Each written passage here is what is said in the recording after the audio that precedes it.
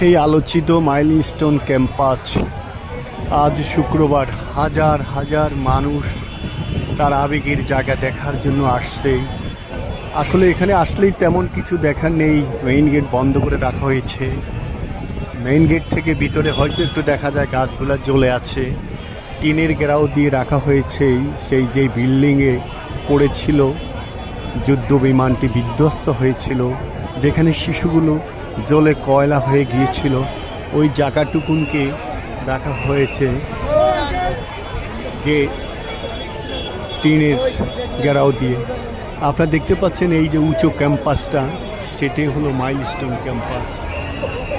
এখন আসলে ঢুকতে দেওয়া হচ্ছে না, তারপরেও হাজার হাজার মহিলা পুরুষ তার এই আবেগের জায়গা দেখার জন্য ভিড় করছে।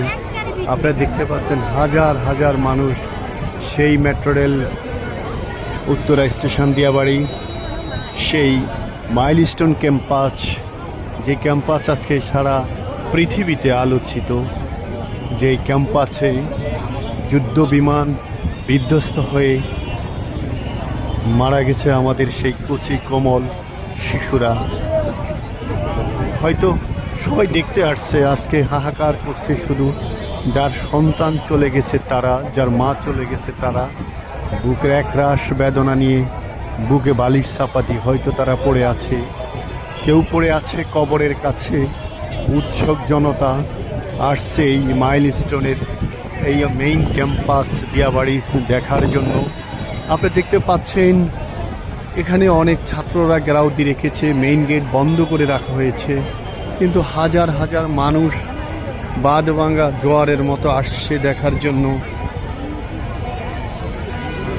এই আবেগের জায়গা দেখার জন্য। এইটাই হলো মূল ক্যাম্পাস।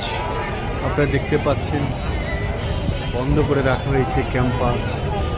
এই যে ক্যাম্পাসের গেট, এই গেটটি এখন বন্ধ করে রাখা হয়েছে, বন্ধ করে রাখা হয়েছে এই গেটটি। এই গেটের ভিতরেই আসলে নৃশংস সেই বিমান বিধ্বস্তের ঘটনা ঘটেছিল। এর পাশেই মেট্রো রেলের মেইন স্টেশন। আপনারা দেখতে পাচ্ছেন প্রচুর মানুষ এখানে ভিড় করছে, লোকে লোকারণ্য।